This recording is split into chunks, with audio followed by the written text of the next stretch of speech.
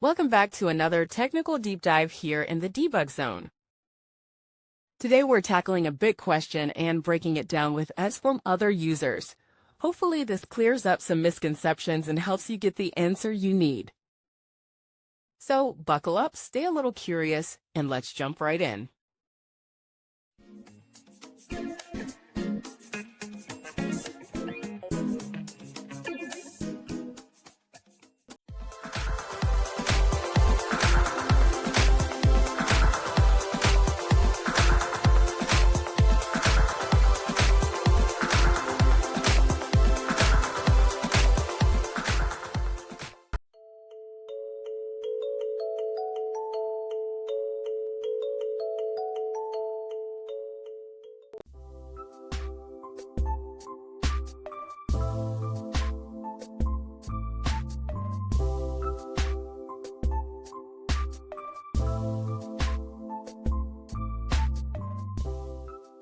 And that's a wrap.